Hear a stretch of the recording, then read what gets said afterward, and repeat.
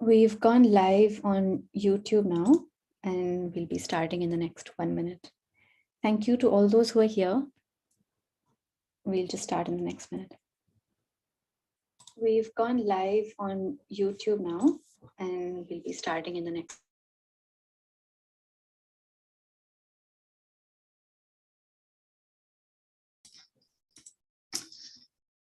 Hello, everyone. I'm pleased to welcome you to today's program entitled First Generation Education, Challenges and Opportunities Across South Asia, a discussion organized by the Education South Asia Network.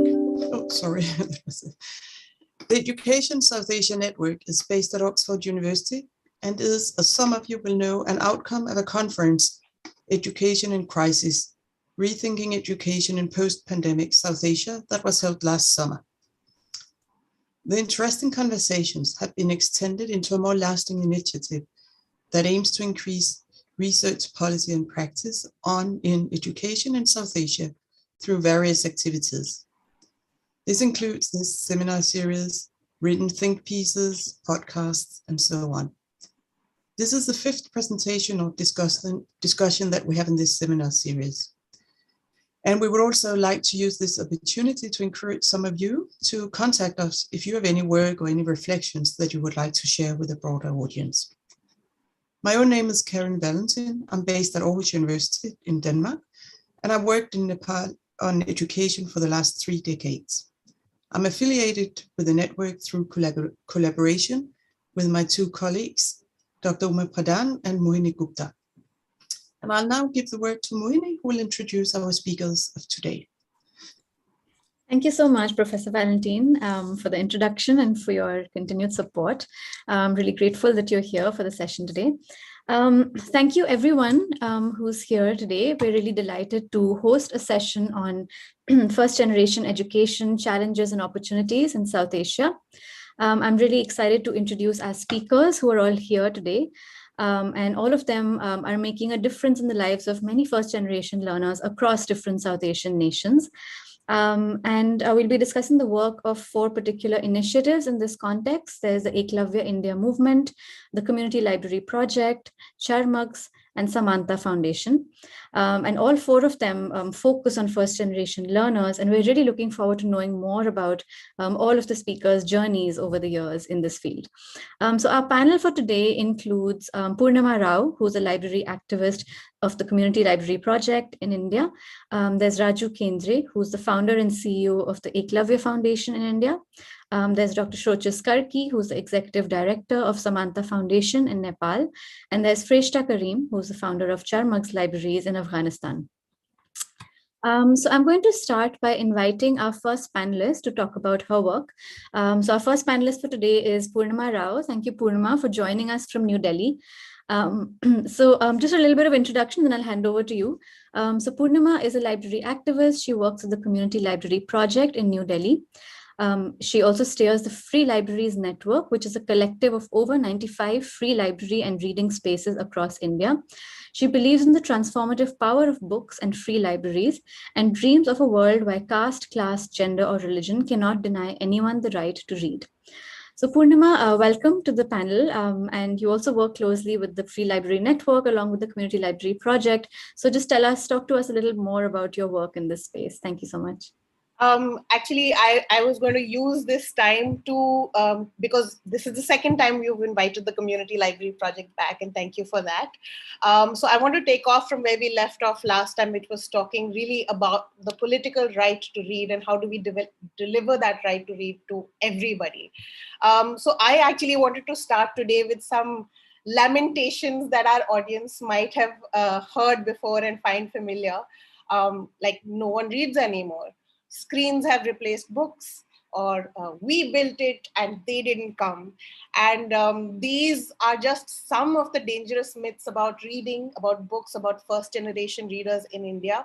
And more often than not, these lies, and yes, they are lies, are peddled in circles of power and privilege, and unfortunately impact literature, they impact curriculum, and they impact education policy.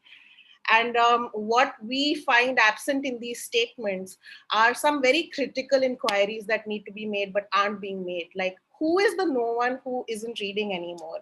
Or who is the no one who has given up books for screens? Who is the we that built these grand institutions that they didn't come to, you know? And coming to India, where do India's readers really live? And what are their needs? What efforts have been made to understand their needs? And if we reflect on these questions, we'll begin to see why India's first generation learners and readers are languishing today. Why they are either considered subjects of social experiments to better them when they don't need that, and why their interests are just outright ignored. So for the last 7 years, the Community Library Project has been operating and advocating for free libraries in Delhi and the rest of India.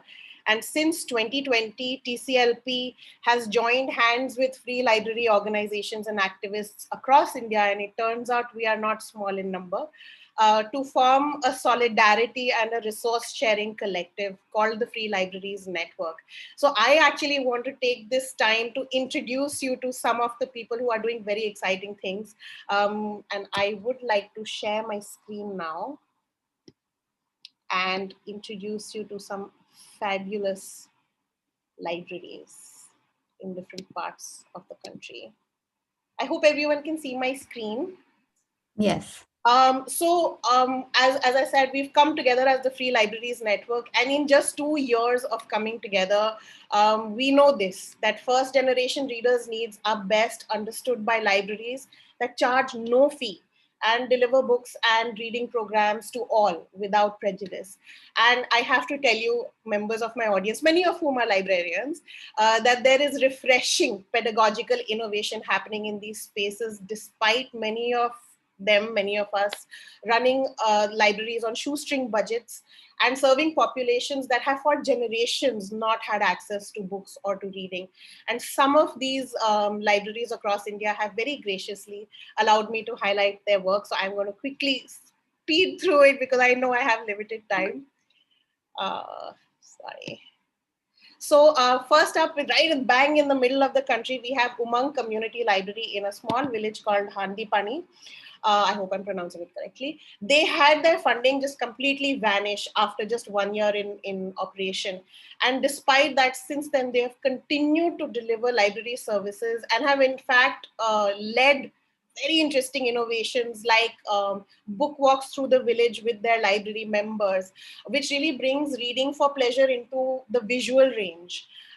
So you will find groups of children walking through the village with books in hand, reading as they go along, climbing up trees with books, at the local well, at the local watering hole, at the local grocery store, outside reading books. And that's really kind of like slowly changing the culture. And I wish I had more time to talk, but I'm going to hop across to the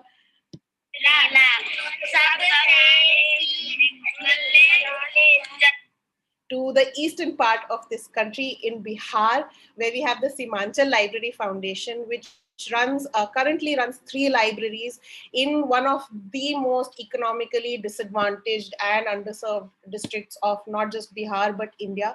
Their libraries focus on Muslim and Dalit communities who really need a lot of barriers to be removed.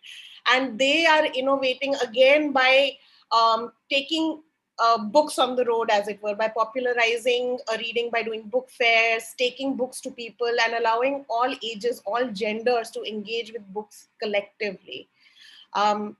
Then moving to the northeast, we have Project Kitabe Kothakoi from Assam, led by the intrepid Rituparna, who is a major force for free libraries in the northeast. They're really pushing for the movement.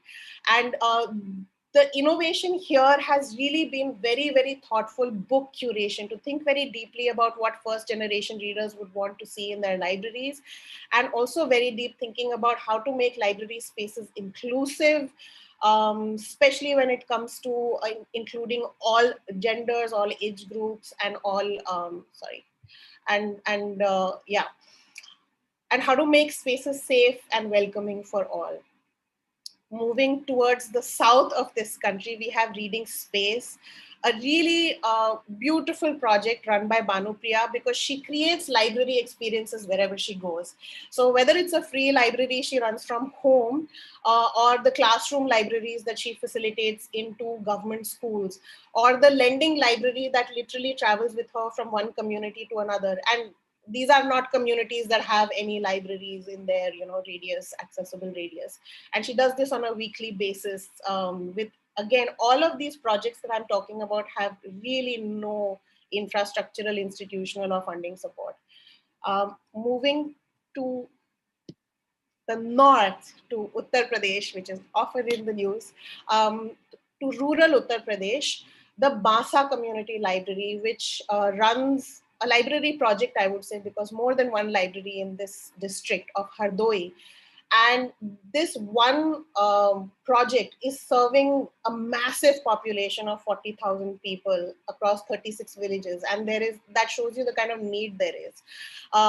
These are communities that have not had such kind of access to books or free reading spaces like this before.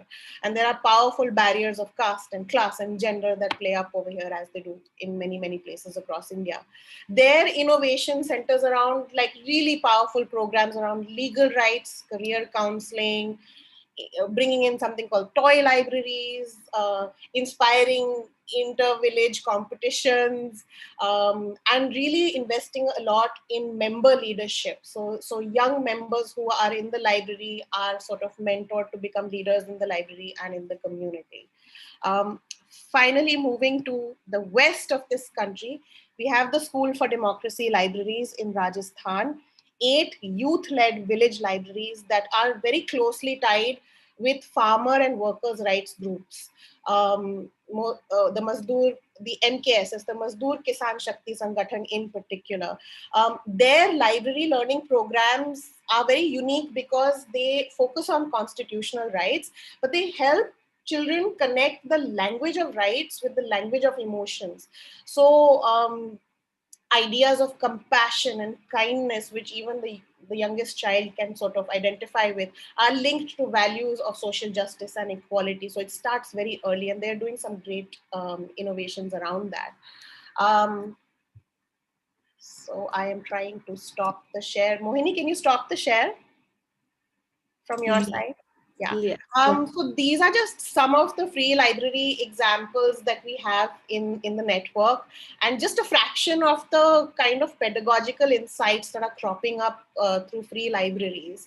So I think that's my time, if not a little more. So I just want to close with this, that let no one tell you that the people of India no longer need books, or that we have sort of evolved into some next level of digital zombies addicted to screens, Let no one tell you that there are no more readers. Let no one tell you that our literature is dying, or that India has no more stories to tell or books to make.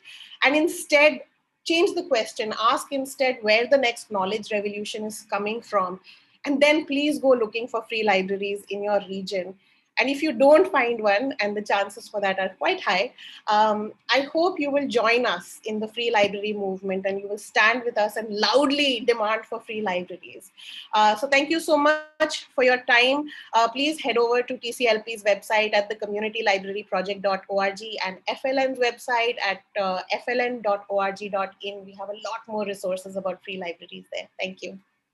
Thank you so much, Poornama. That was really special to find out about the work of so many different libraries across the country. So thank you so much for sharing all of their work. We'll make sure we look out for all of them that you shared.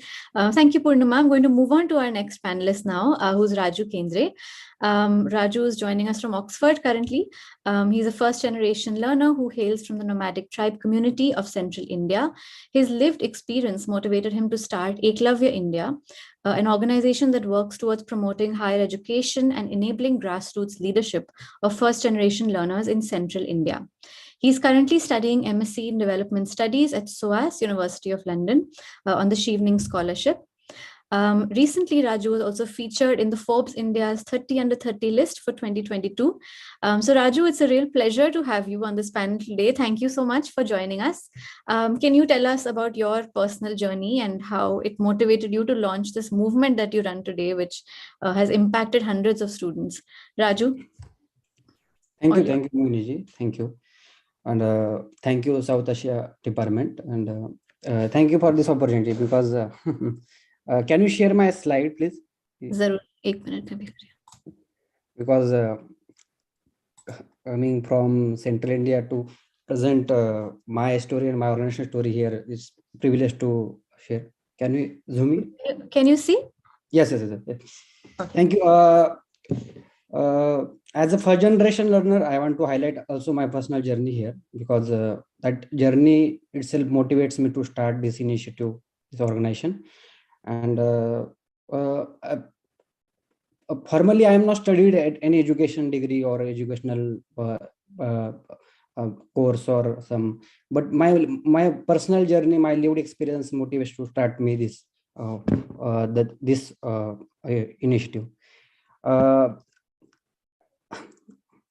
I am sharing this photo because of you can understand my background, and these people are a pillar or motivation behind my work because my mother and father belong from nomadic tribe community, and my mother she left her house at the age of 9, and she married with my father at the age of 9-10.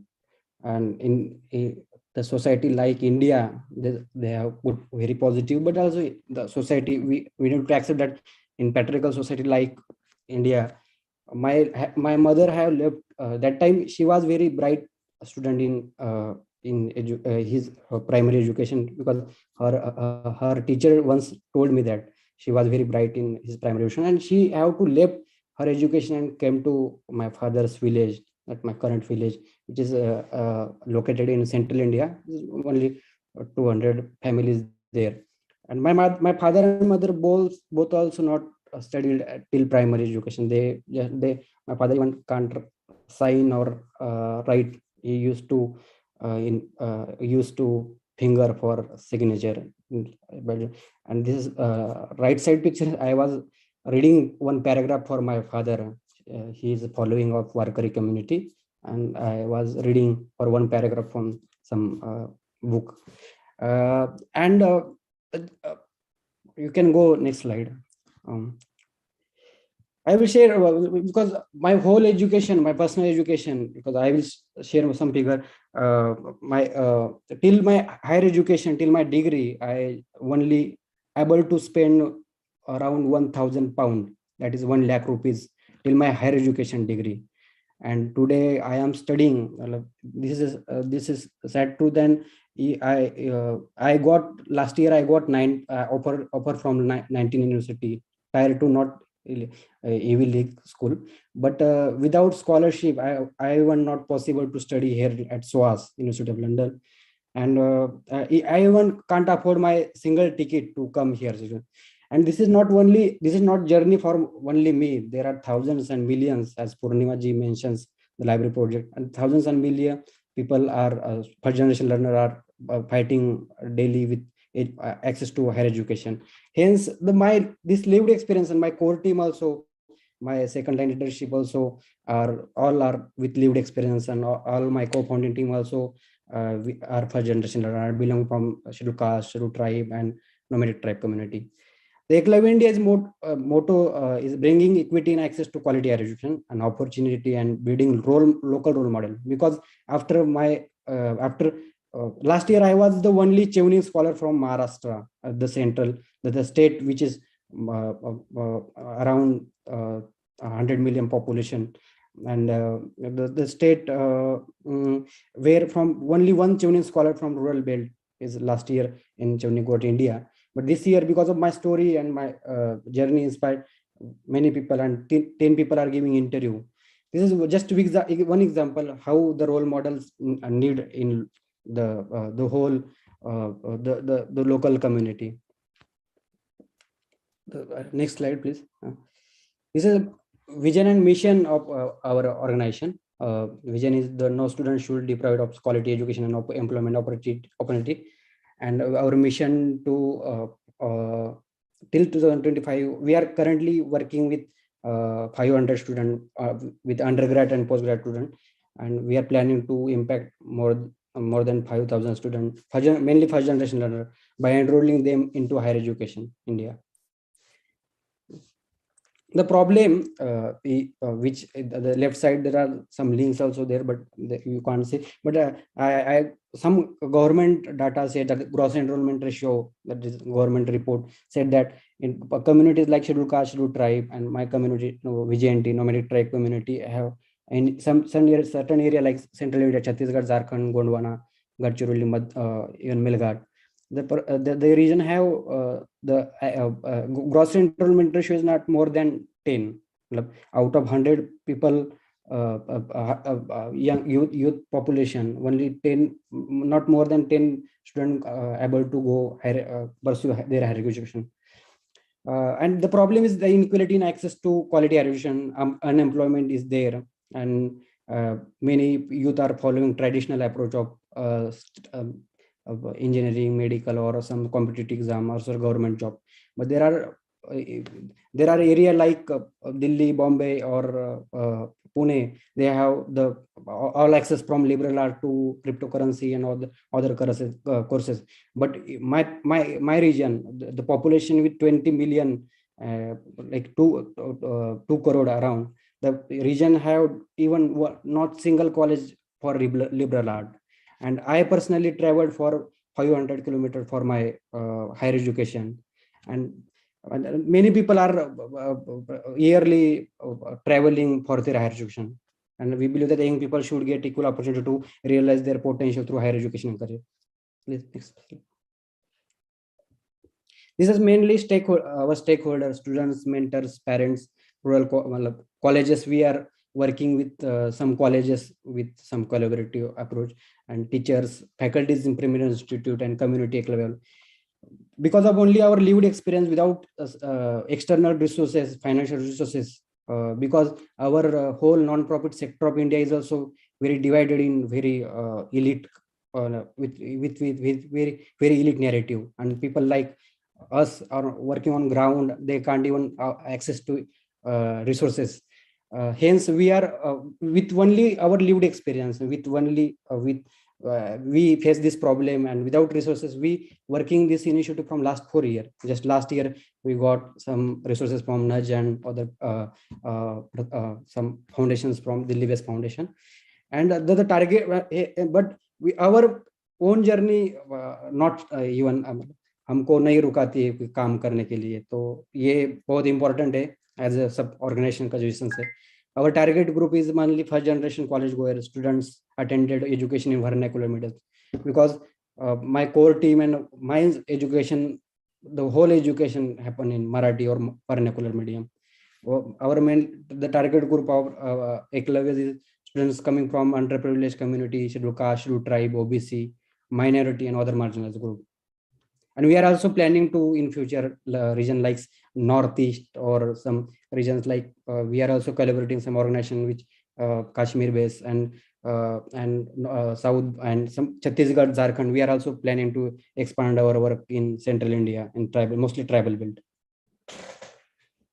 This is our target institution. This is our mainly the institute from those who are attending from India are aware about Tata Institute of Social Science. I am also alumni of Tata Institute. I have did my masters from TISS.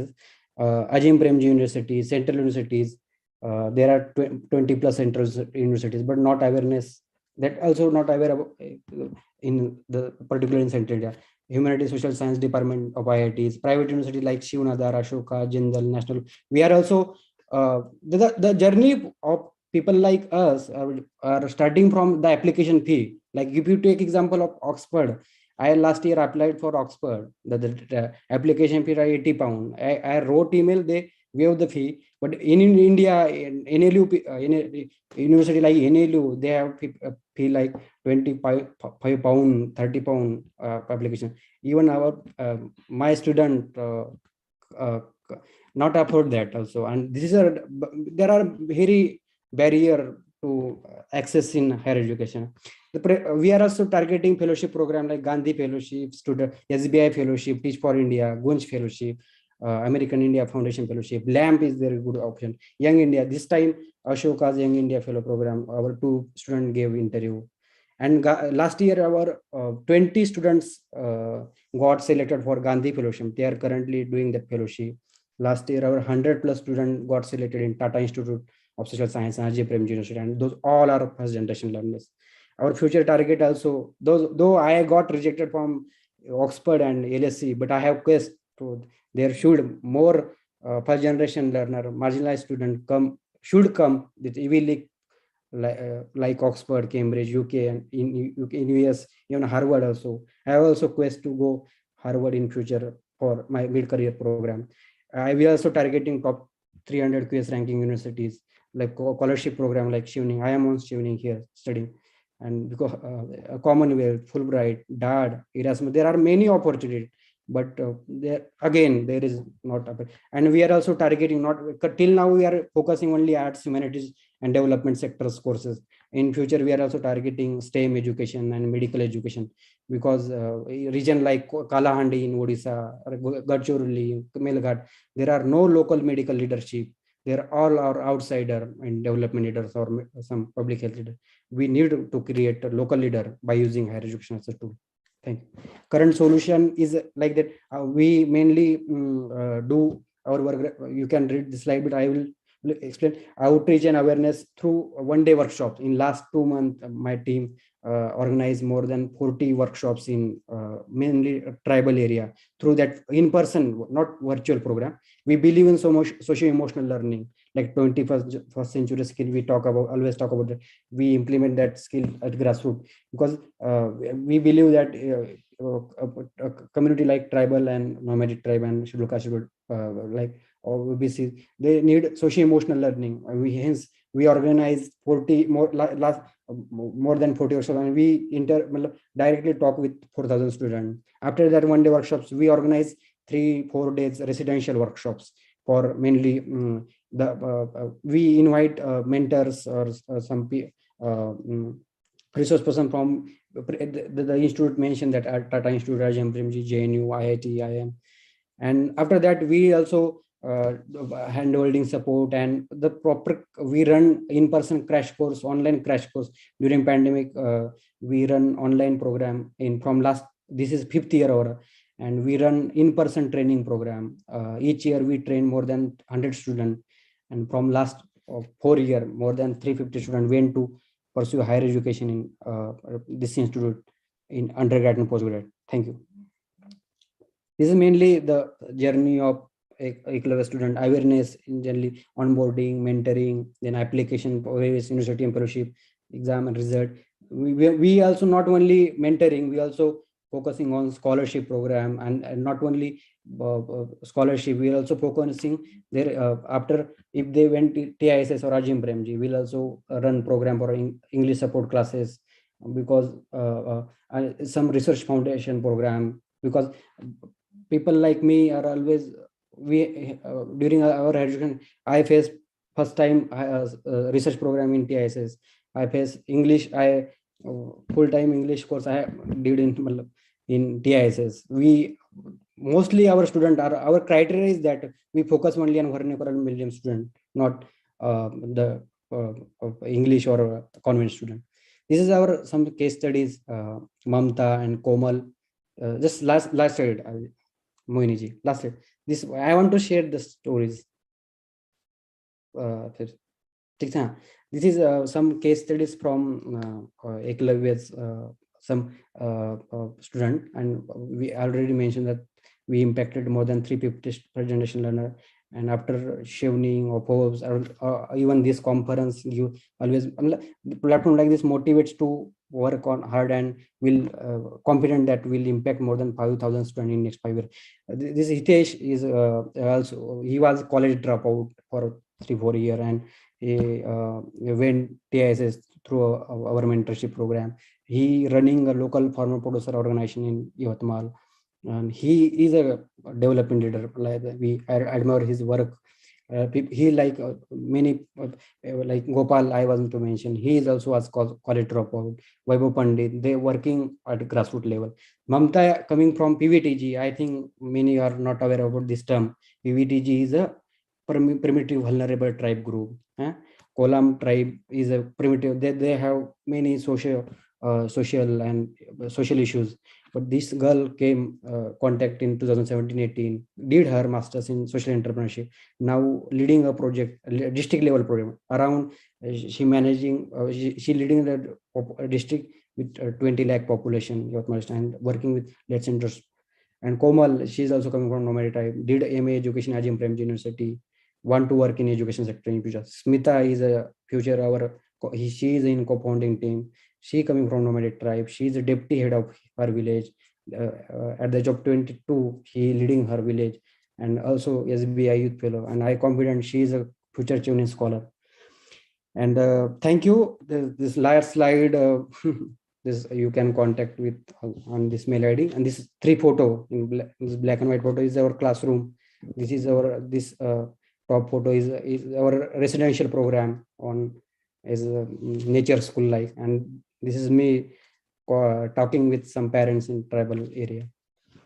Thank you. Sorry for some English.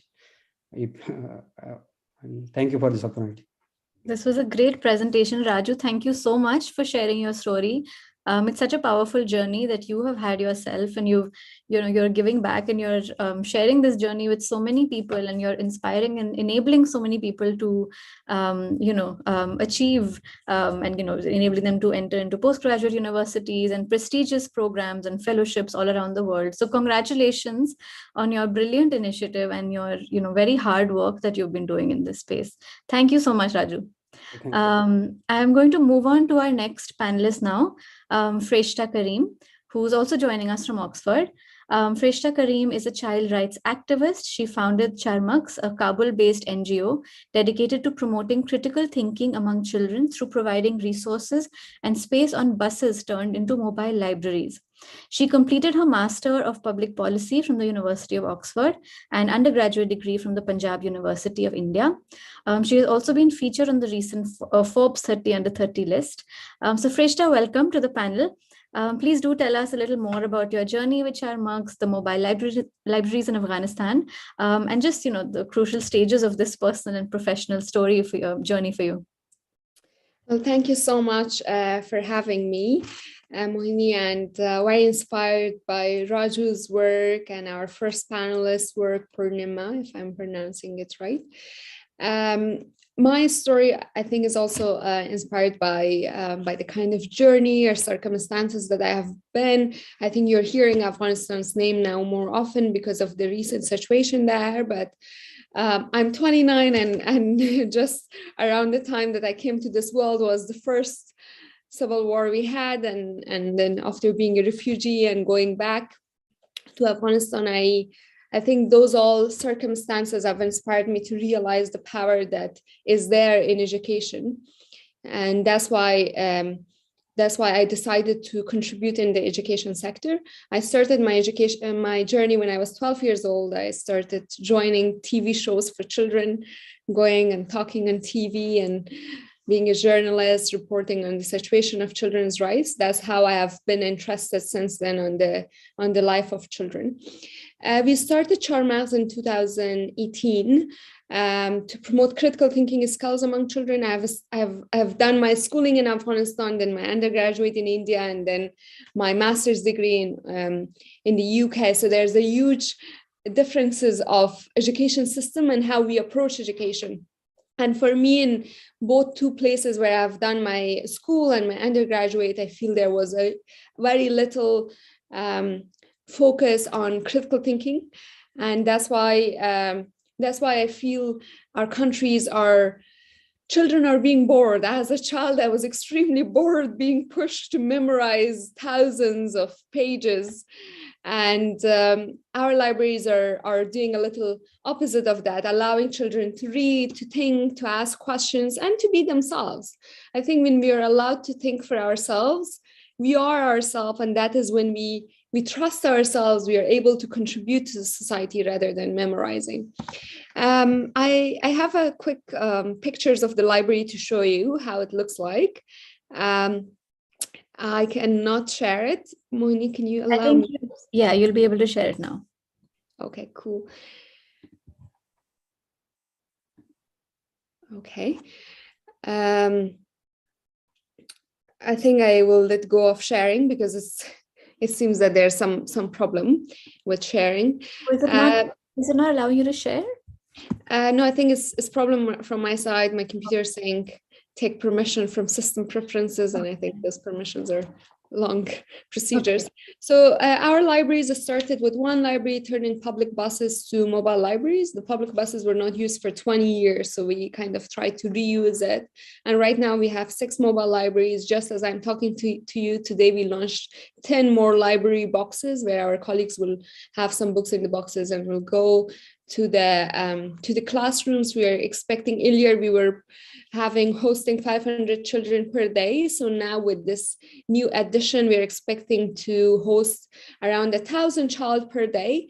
When children are coming to our library, initially our focus was critical thinking, but now looking at a situation where 93% of Afghan children who are going to school are not able to gain basic primary school literacy skills after finishing primary school, our focus has shifted a little bit on literacy skills. And also we are realizing that can literacy or critical thinking have a meaning when children are going through a huge mental health issues, trauma, stress of war, depression, anxiety, PTSD, because our situation in Afghanistan is such. So we are kind of focusing a little bit on mental health and combining mental health, critical thinking, and literacy to create a program for them to help them at this current situation.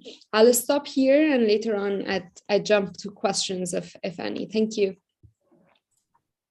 Thank you so much, Freshta. Thank you for sharing your work. It's really been very exciting to follow your journey since I found out about it personally. So thank you so much. I'm really glad that you could share your work on this platform. We'll hopefully come back to some of it during the question answer round as well. So I'm going to move on to our final panelist for the day, Dr. Shoches Kharki, who is joining us from Kathmandu today. So Shoches is the executive director of Samantha Foundation, a not-for-profit organization that provides comprehensive higher education fellowships to meritorious public school graduates from disadvantaged backgrounds in Nepal. He also heads the research, impact, and learning at Unlimited, a UK charity that finds, funds, and supports social entrepreneurs. He's passionate about social justice and has worked internationally on education systems, organizational development, and policy reform issues. Shoches, thank you so much for joining us today. Please do talk about your work at Samantha and its impact on first-generation learners in Nepal. Thank you, Mohini, and thanks a lot for inviting me. Lovely to hear from so many fantastic speakers as well, and I look forward to connecting separately with everyone. I'm conscious of time, so we'll try to speed through this. As Mohini mentioned, we provide comprehensive higher education fellowships to public school graduates, and over the next 5 minutes or so, I want to talk you through how we started, what we do, and what we're trying to achieve through Samantha Foundation. So we started about 10 years ago in Nepal in a very reactionary way.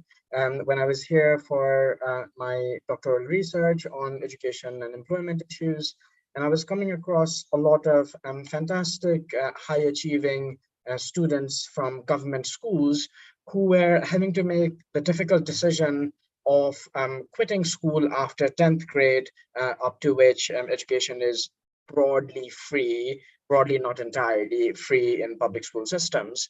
But then they were not able to make the transition to higher education and had to make the difficult decision to quit school and consider moving to the Middle East to work as laborers and find other employment opportunities to make ends meet. So in a similar way to a number of speakers here, lived experience plays a big role. Having received scholarships for my own education throughout my life, both in Nepal and abroad, but also having lots of other friends with similar stories and having benefited from those opportunities, we wanted to find a way to give back to others who were struggling with higher education opportunities. So we started somewhat naively by trying to bring together some of our own financial resources and giving some of these high achieving students the opportunity to continue their schooling after 10th grade. What became evident quite quickly was that this was actually quite a systemic and structural problem. Students from disadvantaged backgrounds, particularly in rural communities, face significant challenges that make it really difficult for them to continue with their higher education.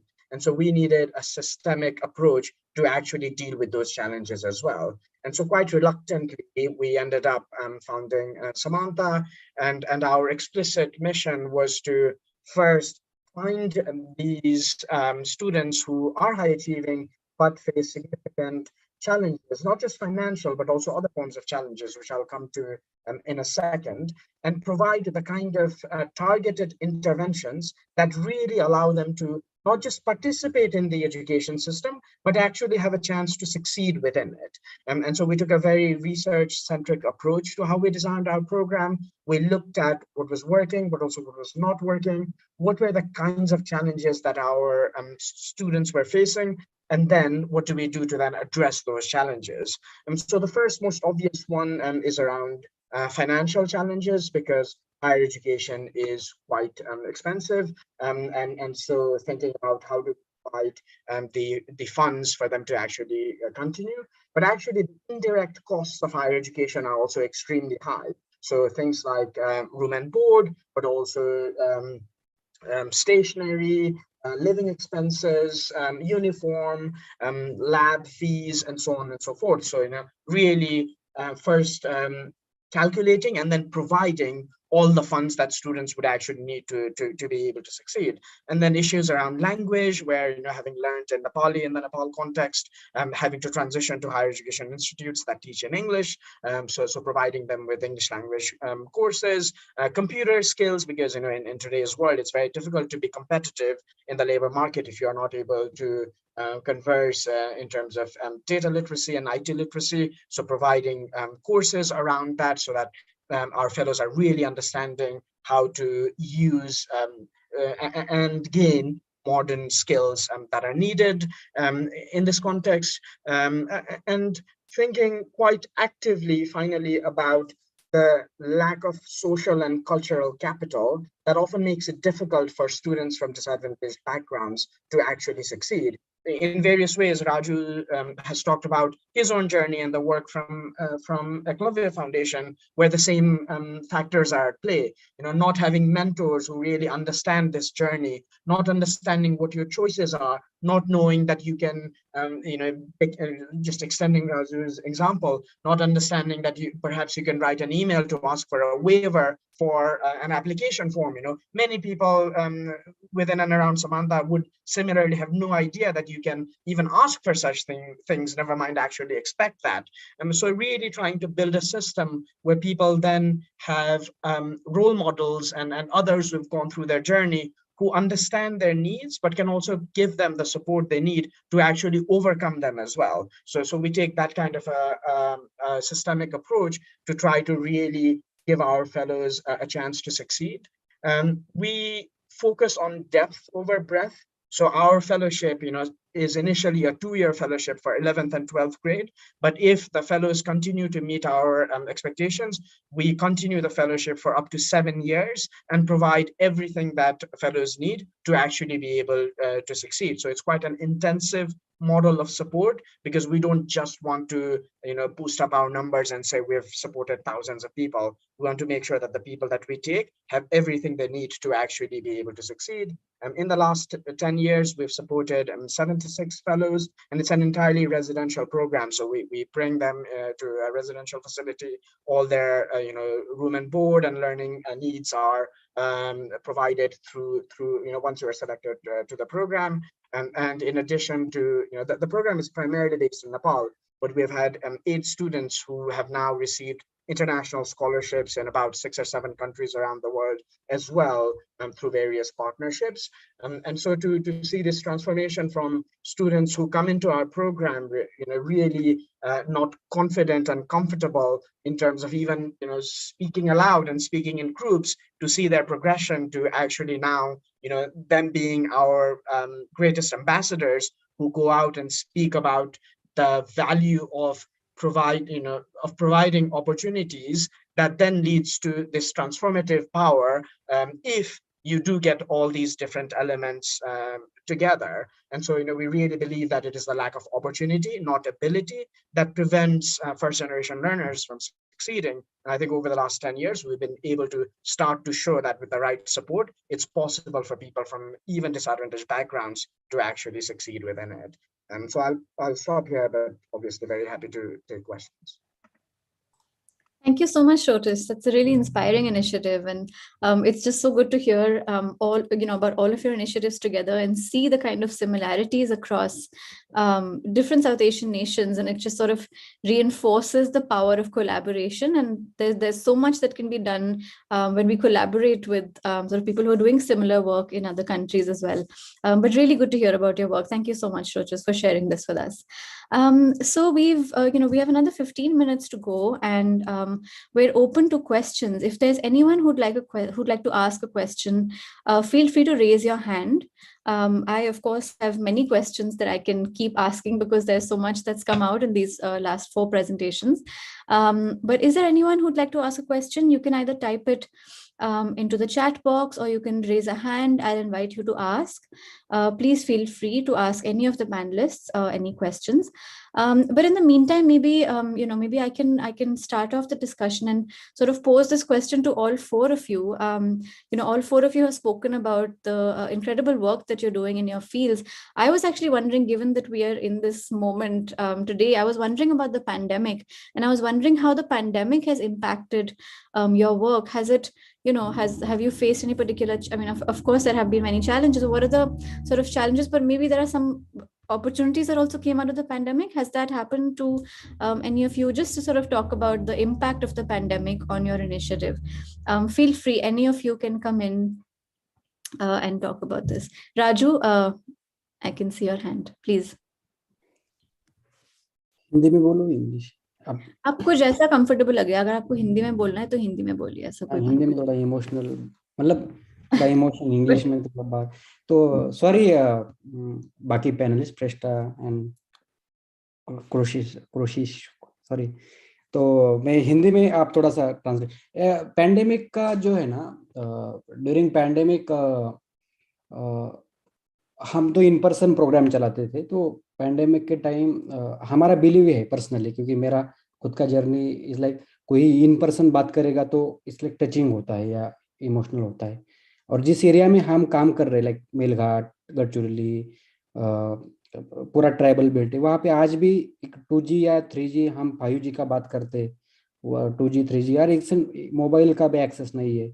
एक जगह आप Byju's and academy बड़े बड़े platform का बात करते, तो जो एक्सेस ही नहीं है, मतलब डिजिटल डिविडेंड का जो बात होता है बहुत, मतलब और जो कुछ भी रिसर्च होता है बहुत सारा, मतलब अर्बन सेंट्रिक या उस लेवल का नहीं हो रहा है, मतलब वो भी एक बात है. बट तो हमने कोशिश किया कि कुछ जगह परमिशन लेके इन पर्सन प्रोग्राम चलाए, शॉर्ट प्रॉपर पैंडेमिक के रूल फॉलो करके. और कुछ जगह फिर जैसा कि हमारा एक एग्जांपल शेयर करूंगा. अजीम प्रेमजी यूनिवर्सिटी का एंट्रेंस था लास्ट ईयर, तो एक अराउंड हमारे 40 बच्चे एंट्रेंस दे रहे थे. तो 40 बच्चे एंट्रेंस दे रहे थे, तो उस टाइम हमारे पास लैपटॉप्स नहीं थे और मोबाइल भी नहीं थे उतने. और उनका रूल था कि कोई समझो एग्जाम दे रहा है तो बाहर पीछे कोई दिखना नहीं चाहिए, एक रूम में एक ही आदमी बैठा है. तो हमने कैफे बुक किया था पूरा. बट उस टाइम अभी कैफे बुक किया है तो एक ही कैफे में लगभग 25-30 बच्चे रहेंगे. तो एक दूसरे को देख रहे थे, तो सब लोगों का रिजल्ट नेगेटिव आया। तो ये टेक्निकल प्रॉब्लम, हमने बहुत सारे मेल भी लिखे उनको, तो ये एक एग्जांपल है। बट टेक्निकल का एक जो access to internet, access to devices, बहुत सारे प्रैग्मेटिक क्वेश्चन है हमारे सामने। हम भी कोशिश कर रहे हैं कि डिजिटल इंटरवेंशन कैसा कर सकते हैं, क्योंकि टेक्नोलॉजी को हम नकार नहीं सकते और वो उसी का हम पॉजिटिव तरीके से भी यूज करते हैं, बट एक्सेस का जो बात होता है वो बहुत बड़ा गैप है। अभी भी आज जाइएगा आप गढ़चिरौली और मेलघाट में, आज भी नेटवर्क नहीं है। नेटवर्क का छोड़ो, लाइट नहीं है वहाँ पे, इलेक्ट्रिसिटी नहीं है, चार्जिंग कहाँ से करेगा। तो ये प्रैक्टिकल प्रॉब्लम है। लैपटॉप वगैरह तो ये बड़ा बहुत बात है, मोबाइल का ही एक्सेस नहीं है। तो ये चैलेंज है, बट इस पे शायद हम कोशिश कर रहे हैं कुछ ऑर्गेनाइजेशन साथ। यहाँ पे मैं अपील भी करता हूँ, कुछ इंडिया बेस्ड ऑर्गेनाइजेशन होंगे या कुछ जहाँ पे हम ये डिवाइसेस का कम से कम एक्सेस करेंगे, या ट्राइबल आश्रम स्कूल है वहाँ पे भी कैसे इंटरवेंशन करें तो अच्छा हो सकता है। Thank you so much, Raju. And I also want to thank a lot of our attendees who've been translating on the Zoom chat for people who may not speak Hindi. Thank you, Shoches, Poornama, and Noor.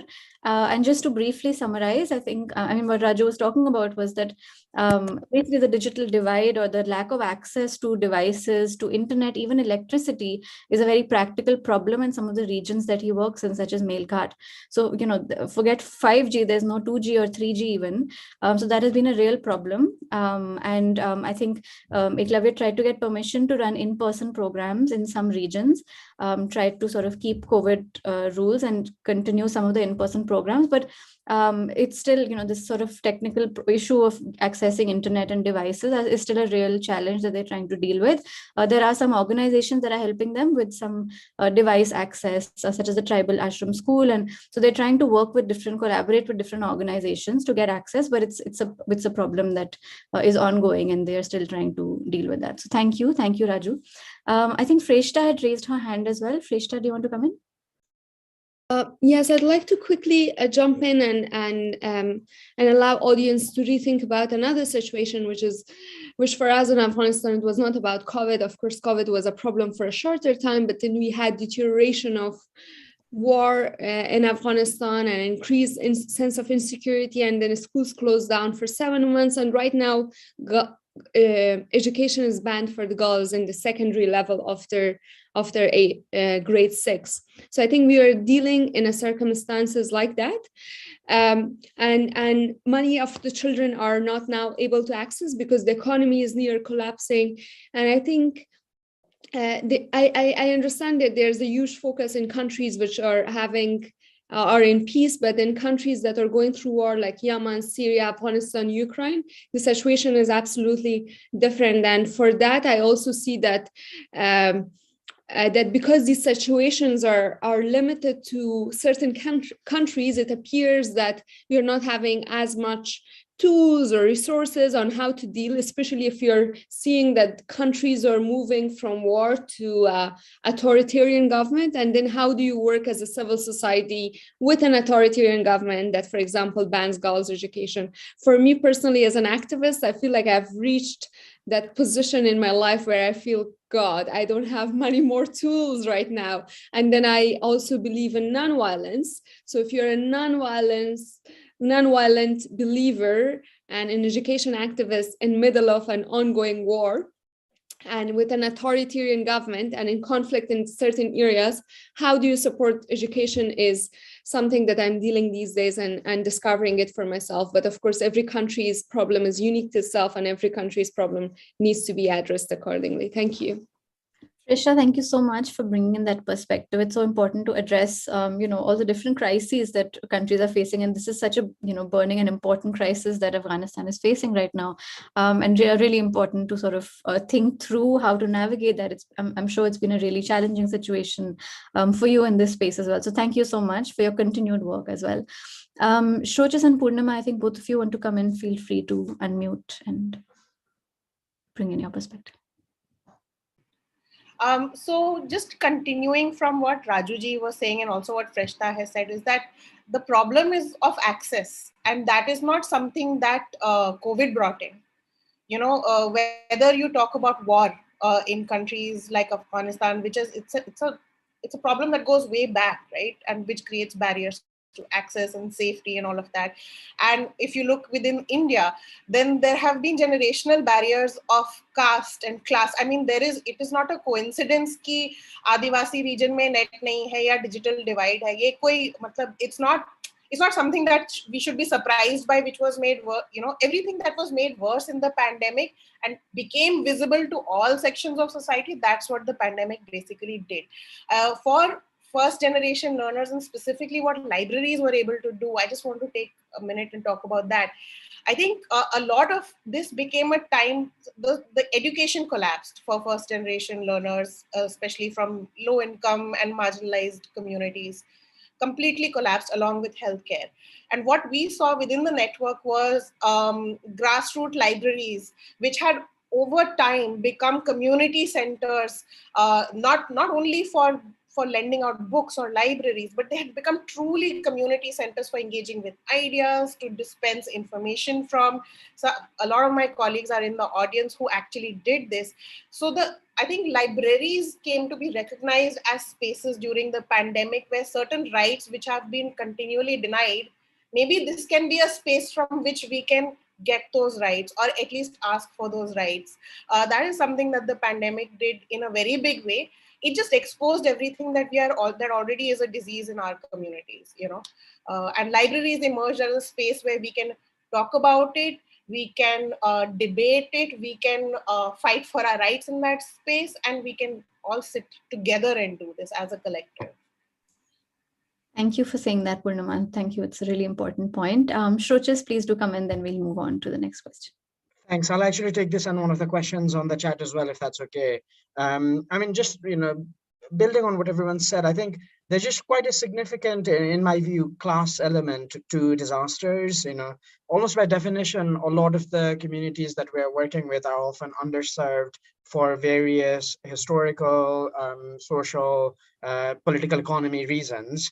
And there's no reason to think that these populations are likely to somehow benefit when there's a disaster. If anything, the empirical evidence is clear that disasters exacerbate and accentuate the challenges that people from these communities already face. And so COVID is one example, but we've talked about war, like in the Nepali context, the earthquake, all of these, the earthquakes of 2015, all of those demonstrated that those who are already underserved by the state apparatus, even the NGO apparatus, now suffer even more. And that's exactly been our experience as well. Already people who are under precarious conditions, when forced with a significant shock, now have even less resources to actually be able to pursue their aspirations effectively. And so that's what we've been seeing consistently with our work as well. Very explicitly, we have a model where each fellow is expected to contribute whatever they can towards their education. We don't predefine like a certain number or percentage that people have to contribute. But with every shock, like an earthquake or now a pandemic, even that minimal contribution has essentially disappeared because their families are now struggling even more to make ends meet. So as an organization, theoretically, it's a great model to have greater ownership from the fellows who are part of the fellowship, but practically we just couldn't expect any support because they're facing a further crisis. There's also a question about what academics and academic institutions can do around here. And I don't think I have answers that are like revolutionary. I think these will be almost like common sense, quote unquote, common sense for good research practice. But having seen actually how rare common sense can be, I wanted to point out a couple of things that come to mind for me. The first one, which was a consideration for me even as I was getting involved with setting up Samantha, was the sort of more traditional approach to research, which is detached and disengaged and quote unquote objective. And it took me a short while to come to terms with my desire to do something with the knowledge that I had about the situation, and also the resources at my disposal to be able to do something with it. And so after grappling with it for a while, I found a home in a more sort of slightly more activisty approach to academia, where, of course, I'm thinking about the rigor of my research and not wanting to affect the findings of the research through my own action, but at the same time, not thinking of myself just as a disinterested observer who's there to document and analyze things in that way. So I think, I believe quite strongly in circles of influence and thinking about what each academic or institution circle of influence is and how can we contribute towards addressing some of the things that we're finding beyond just academia as well. So that'd be one thing that I'd really like to advocate to people, and I'm very happy to chat separately about this because I've done a fair bit of thinking on it, having gone through this journey myself. The second thing that I would say is just including people from disadvantaged communities more in our research, from design through to delivery, and then going back and sharing our findings as well. In this race to impact, which is often measured through like journal articles and publications and papers and presentations, it's very rare for academics to go back and actually just share back in the local language the findings that we have from the research we've done, because often the communities themselves can make tremendous progress in using these findings in their day-to-day life in a way that we just cannot achieve that impact through the academic world alone. So just another plea to academics to really think about how are we translating our findings for our for the communities where we've worked, so it actually makes sense for them and is useful for them as well. That's a really great point. Thank you so much, Shoches, for bringing that in and for sort of weaving in the question. I just wanted to say this was in response to Thomas Krippner's question, where he says, what would be the best possible support from people like us working as faculty or researchers in various higher education institutions in and beyond South Asia to increase accessibility to underrepresented groups and individuals, with any steps from the institutional side towards closing the gaps? Again, a really important question. I just want to acknowledge that we've reached the 1 hour mark, but I hope it's all right with everyone who's here to just sort of extend this for another 10 minutes. We'll try to get in all the panelists and answer some questions as well. So I hope everyone will stick around for this. Raju, आप कुछ कह रहे थे क्या? आपका hand देखा था मैंने अभी. नहीं, इनका क्वेश्चन है. अच्छा, दूसरा क्वेश्चन जो है. ठीक है, तो इससे पहले if there's anyone who wants to respond to Thomas Krippner's question, please do come in. Freshta or Poornama, otherwise we'll move on to the next question.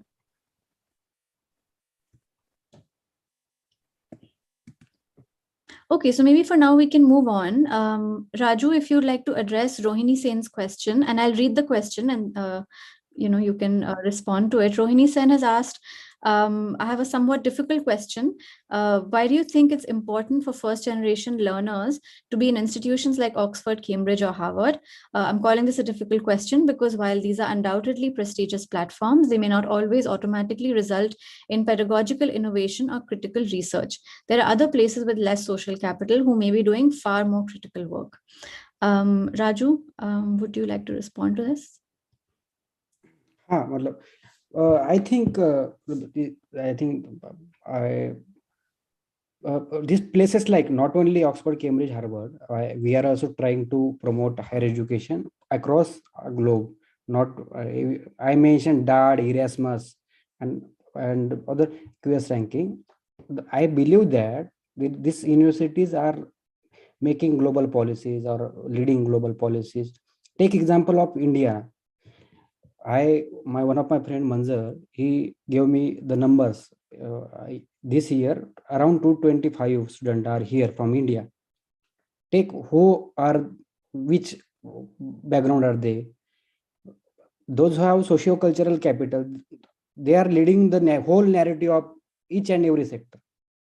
The problem is there.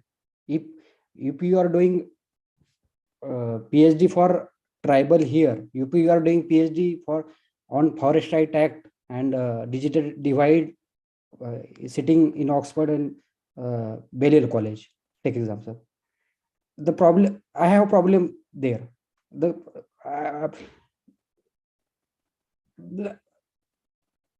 मुझे लगता है कि आप करो, but the representation should be there. मतलब मैं nomadic tribe हूँ, तो मुझे लगता है कि मेरा भी स्पेस होना चाहिए मेरे कम्युनिटी पे, मेरे प्रॉब्लम पे रिसर्च करने का. तो मैं सिर्फ ऑक्सफोर्ड, कैम्ब्रिज, हार्वर्ड का बात नहीं कर रहा हूँ, मैं दुनिया भर का इंस्टीट्यूट का बात कर रहा हूँ. Not only India, not only central India, across global south, across global, there should be representation from marginalized, underrepresented community. not only in education, each and every sector. Take example of art, media, each and every sector of India. This is not the, मतलब मैं इसको education के mindset से नहीं देखता हूँ, मैं इसको उसके आगे भी देखता हूँ. मैं आगे का बात करता हूँ, मेरा खुद का प्लान है. मतलब I am again repeating here, I want to establish a institution where I can give quality education, where student from first generation learner, marginalized community can compete global level education. But मेरे पास नहीं resources उतना, but मैं future में जितना कोशिश करूंगा, शायद मैं सेंट्रल इंडिया में कुछ कॉलेजेस या कुछ इंस्टीट्यूशन जहाँ पे ग्रास रूट लीडरशिप का बात हो वो शुरू कर पाऊँ. बट सिर्फ ऑक्सफोर्ड, कैम्ब्रिज, हार्वर्ड का बात नहीं है, अक्रॉस ग्लोबल का भी बात है. और मुझे लगता है each and every sector, not only, सब जगह ग्रास रूट का रिप्रेजेंटेशन होना चाहिए. Sorry. Thank you. Thank you so much, Raju. Shoches, also, you have raised your hand. Would you like to come in? Yeah. Yeah, sorry, this question was for Raju, but I did want to build on this because we have some direct experience on this as well.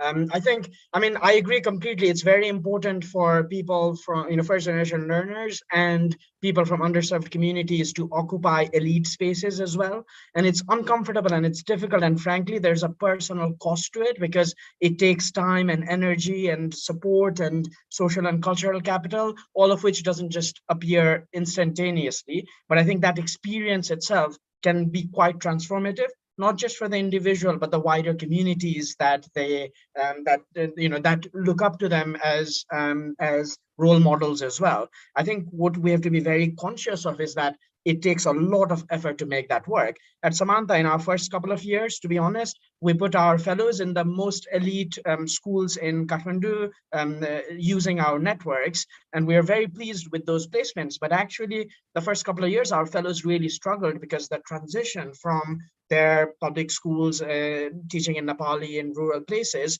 to going to the elite schools where the quote unquote best and brightest went to school meant that it took them a long time to adjust. So we shifted our model where in the first couple of years, we actually put students in slightly better schools, but schools that are much more diverse, where people from other districts of the country also study, where people who have traditionally learned in Nepali are now also learning in English, so that transition is easier. And then we found that the return to investment was much higher that way, because after those 2 years, the same fellows were competitive to get scholarships in the most elite schools, not just in Nepal, but even internationally. So we did change our model slightly, thinking about how can we ensure the success of our fellows rather than just whether it's important to occupy those elite spaces already. So I think a phased approach sometimes can lead to better results, at least based on our experience. Thank you so much, Shoches, for coming in and bringing in your experience and perspective as well. Poornama, are you saying something as well? No, not really. Sorry, I muted myself by mistake, but now that I have the space, I just want to say that often a lot of effort is demanded from groups who are fighting for power. So you have to put in more energy. You have to think more in terms of how do you integrate with this system which is created by the elite or by the powerful. And there was a really nice question in the chat box saying that what can institutions do?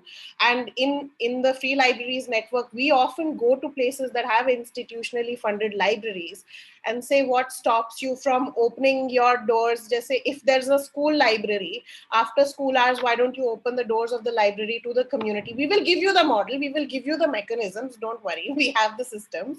But there is a lot of resistance from those spaces. Then they have the resources, they have to open the door.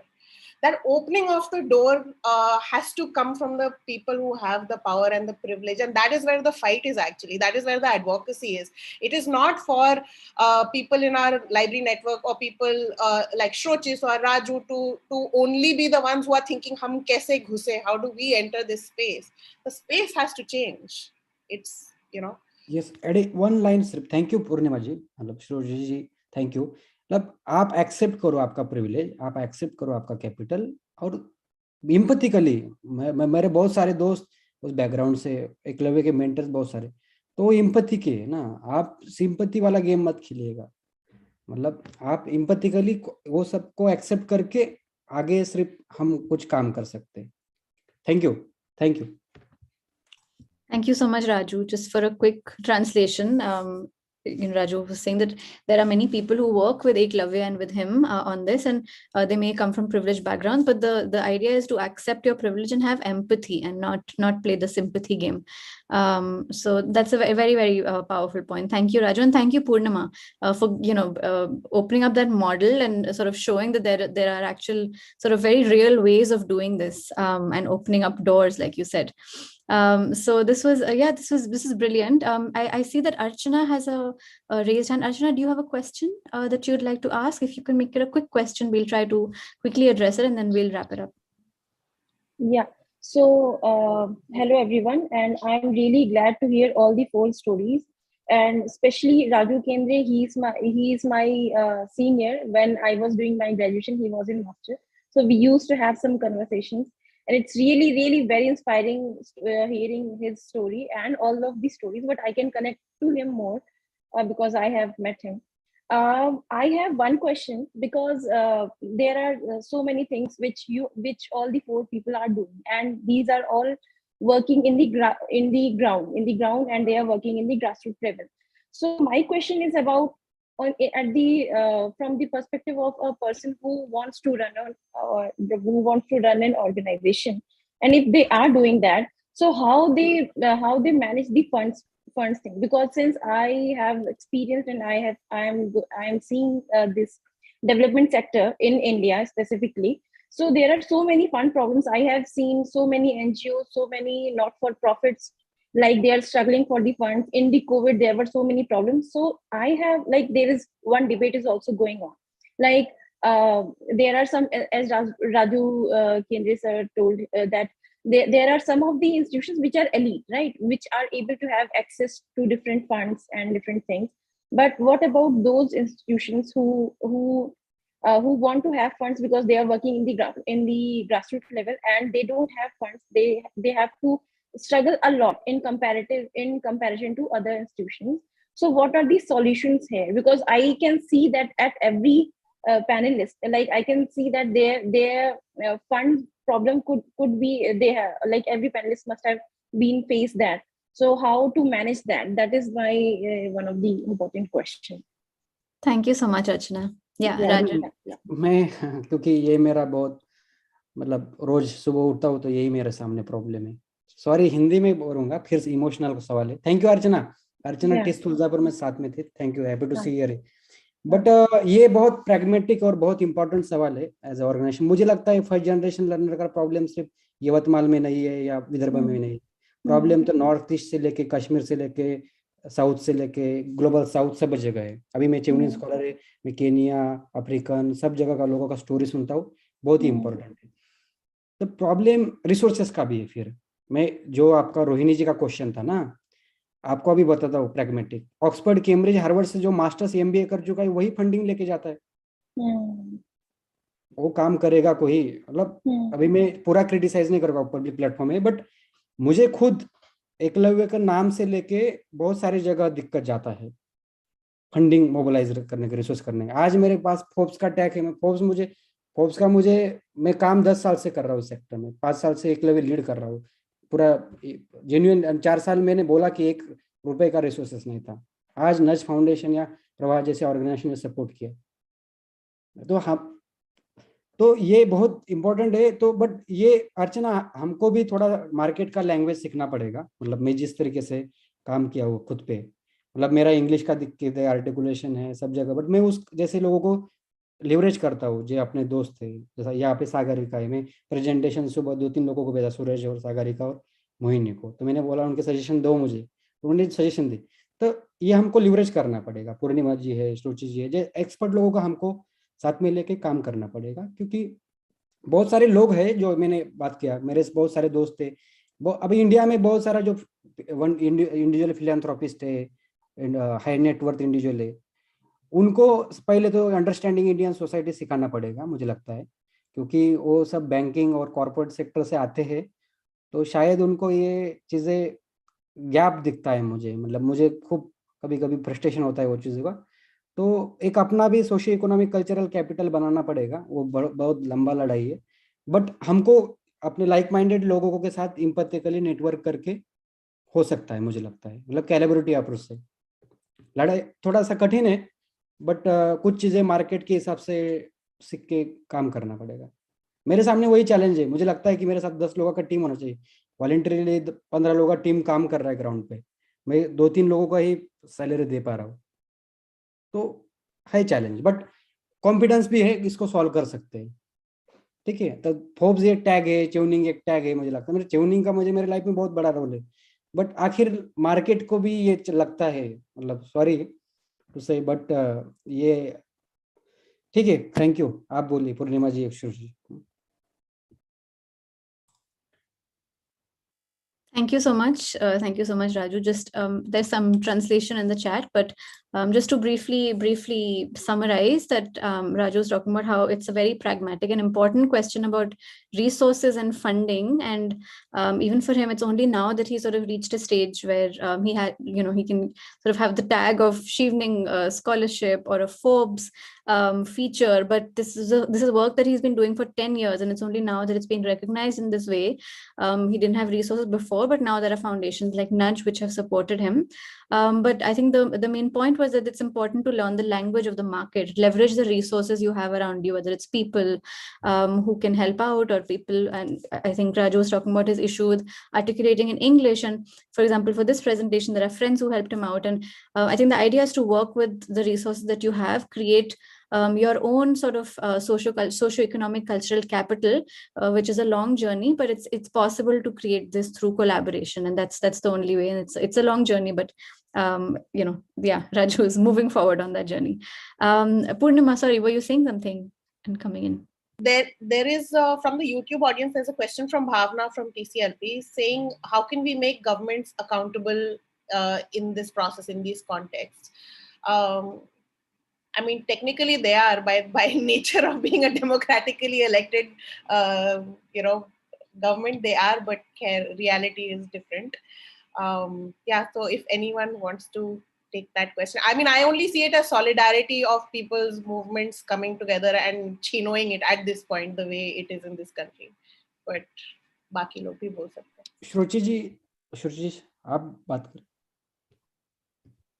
Thanks, Raju. I'm conscious that I've taken a bit of space as well. If Freshta wants to come in, very happy to wait. I think Freshta had to leave actually for another meeting. So let's wrap up with your last comments and we'll end the session after that. Sure. I think I'll try to take this and then the previous question a bit together as well. I think almost by the very nature of the work we're doing, it's also a response to how governments have not been accountable in a way, right? In an ideal world, we would just have systems, paid for by sort of taxation that deals with some of these issues. But so often it's like an attempt at a shortcut, but at the same time, it's also not systemic, almost by design. Like you're trying to fill a gap, but that probably isn't going to be enough to really matter across the whole board. So it's a challenge, and it's not easy. I think one approach is just like, how do you, similar to a previous response, how do you continue to build relationships and continue to share evidence in a way, so like basically like leveling up in a way. How do you use this experience from one part of the system, a particular important part of the system, and how do you continue to share that learning and evidence with decision makers, policy makers, etc., so that it actually gets taken up? I mean, this is $1 million question. If somebody had an answer to this, research uptake would just take off. I do think that there's a lot of focus on this question, which is really important, but not enough focus on how do we help communities understand these issues and take these findings to really do something with it themselves. That also equally should be a focus, in addition to holding the government to account. The other bit that I wanted to say in relation to the previous question from Archana is like a couple of almost potentially counterintuitive things. My plea almost to everybody on this call is to not start an organization if you can help it. if you can find another organization that's doing this or similar work that you can be a part of and influence and support and drive and ultimately lead, I think that's a better option. And Nepal in 2012 had 45,000 NGOs. I don't know how many more we've already added to that list. And it's really hard work to build an organization, get funding, drive it, make it even sustainable in the medium term, never mind long term. We've taken these 76 students, come what may, we have to make sure that we ensure they graduate from the programs that we accepted them in. That's a significant risk. A lot of my hair loss is probably a result of having that on my mind all the time. I jest, but the substantive point is that there are already lots of organizations doing really impressive work. Only if there is really no other option do I think it makes sense to really consider building an organization, but it's not easy. So just for people to really look for other champions and partners to work with before considering starting your own thing. And I wanted to build on Raju's point about playing the game as well. To be honest, the amount of work that we do in Samantha, if I were a more sort of marketing and PR savvy person, I think we would do better in terms of funding, etc. So I think it's important to bring people, like I really care about the work, as does a lot of my team. A big gap for us is somebody who speaks the language and is willing to play the game and put our work out there in like glossy marketing terms that speaks to like corporate funders and so on and so forth. We know that it's a problem in our team, but we haven't really gotten to actually solving it. But being sort of savvy and strategic about how to not just let your work speak, which is really important. If the work isn't there, I don't think anything else will follow through over time. But even with the work, you still need to be able to play the game if you want to continue to succeed within it. So I think being conscious of that could be helpful early on. Thank you so much, Shoches, for that insight. I think it's a really, interesting piece of advice, and I think it's a great note to end on as well. But no, that was really useful to hear about your experience, and also just, like I said, this sort of similarities that you hear about across different South Asian nations, I think has been the most sort of valuable for me, just to know about how many collaborations there are possible. And I hope that this is only a start of the conversation that we're having today. And I think and hope that this will lead to many, many more conversations and much more sort of collaborative work together. Thank you so much. We've been really fortunate to hear from all of you who are doing such inspirational work in this field. And it's just been, very, very inspiring to hear each of your stories, each of your journeys, and each of the sort of unique sort of impact that you're creating in the space that you're working in. So thank you so much for doing the work that you do and for sharing it with us today at Education South Asia. Really grateful to all of you who have been listening. We've gone over time, but thank you for staying on. Thank you for participating, asking questions, sharing your comments on the chat. This was really, really, inspiring. I think that's the one word that I can think of. I'm sort of really, just feeling very grateful that we could have all of you together and hear from you. So thank you, all of you. Thank you to the listeners. Thank you to the panelists. And keep following OCSED South Asia on social media. We host a seminar every month, the Education South Asia seminar, and we will be back with other sessions. So I've posted a link to our mailing list as well. Do join the mailing list. We'll send you updates on our upcoming events. Thank you so much. I hope we'll all stay connected.